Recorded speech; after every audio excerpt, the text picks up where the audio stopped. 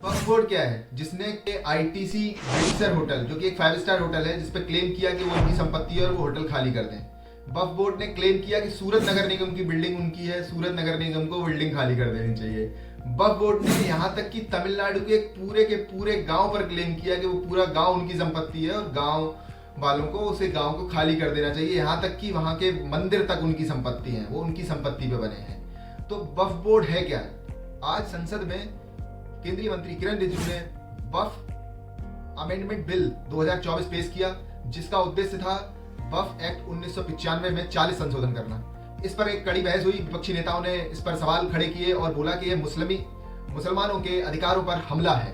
तो हम समझते हैं कि वक्फ है क्या। वक्फ शब्द अरबी भाषा के वक्फा शब्द से निकला है। वक्फ का मतलब होता है निजी संपत्ति जो जन कल्याण को समर्पित हो।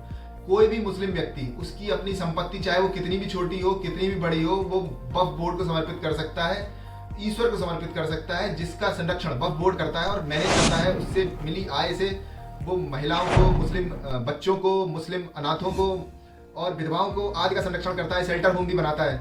तो अगर वक्फ बोर्ड किसी संपत्ति को मुस्लिम कानून के मुताबिक पाक और मजहबी माने या चैरिटेबल माने तो संपत्ति को बोर्ड क्लेम कर सकता है और बोल सकता है कि ये संपत्ति हमारी है। और अगर किसी को इस पे ऐतराज है कि भाई नहीं, ये वक्फ बोर्ड की संपत्ति नहीं है, तो वो ट्रिब्यूनल के पास जा सकता है। ट्रिब्यूनल किसका? वक्फ बोर्ड का ट्रिब्यूनल। और वक्फ बोर्ड का ट्रिब्यूनल फाइनल फैसला देगा वो संपत्ति किसकी है।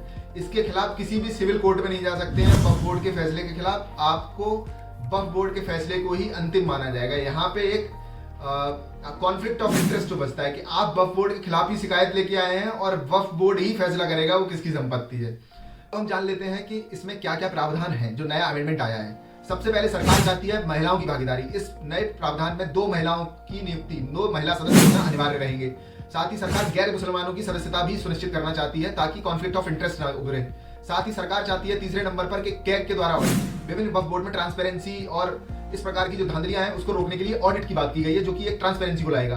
साथ ही में सरकार चाहती है कि वक्फ बोर्ड में पहले क्या होता था कि आप वक्फ ने मौखिक मान लिया कि किसी व्यक्ति ने संपत्ति वक्फ को दी और वक्फ की हो गई, वक्फ ने उसको घोषित कर दिया कि संपत्ति हमारी है, हम इसको जन कल्याण के लिए यूज करेंगे। लेकिन अब अगर उसके ही परिवारी लोग या वही व्यक्ति आके कहे कि नहीं मैंने तो ऐसा नहीं बोला, तो है कि अब इसका कोई सबूत नहीं है। वक्फ बोर्ड कह रहा है आपने बोला था, बट अब क्या है, सरकार चाहती है कि डीएम ऑफिस में रजिस्ट्रेशन करना जरूरी है वक्फ संपत्ति का। वक्फनामा होना बहुत जरूरी है। अगर वक्फनामा नहीं है तो उस संपत्ति को ऐतराजपूर्ण माना जाएगा, अर्थात डिस्प्यूटेड माना जाएगा। साथ ही में ट्रिब्यूनल के फैसले जो होंगे, वक्फ बोर्ड के ट्रिब्यूनल के फैसले, उनको कोर्ट में चुनौती दी जा सकती है। व्यक्ति हाई कोर्ट जा सकता है ट्रिब्यूनल के फैसलों के विरुद्ध में।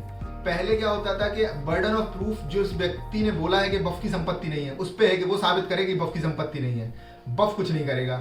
लेकिन अब नए कानून में क्या है कि ये काम अब उस व्यक्ति का नहीं है, वक्फ को भी साबित करना होगा। वक्फ भी इक्वल पार्टी है। अब समझ लेते हैं इस पे मुस्लिम पक्ष की क्या ऐतराज है या विपक्षी पार्टियों के क्या ऐतराज है। सबसे पहले ऐतराज है, सबसे पहला आरोप है कि जो आर्टिकल 26 में, संविधान के आर्टिकल 26 में मूल अधिकारों के तहत अपने धर्म को मैनेज करने की जो स्वतंत्रता मिली है, फ्रीडम मिली है, उस पे प्रहार है। ये हमारे धर्म की स्वतंत्रता को छीन रहा है। दूसरा, विपक्षियों का कहना है कि भाई जो स्टेक होल्डर हैं उनसे चर्चा नहीं की गई, वन साइडेड आप बिल लेके आए और पास कर दे रहे हैं, वो गलत है। तीसरा क्या है कि आरोप है मुस्लिम पक्ष का, सरकार चाहती है मुसलमानों को कमजोर करना, जो कि वर्तमान जो केंद्र सरकार है उस पर हमेशा आरोप लगते रहते हैं कि मुस्लिम विरोधी पार्टी है। तो इस तरीके के चीजें जो है मुस्लिम पक्ष को कमजोर करेंगी, उनके ट्रिब्यूनल को कमजोर करने का प्रयास हो रहा है। तो अब आप लोगों को कमेंट में मुझे ये बताना है कि आप लोगों की क्या राय है, आपकी क्या समझ है वक्फ बोर्ड को लेके।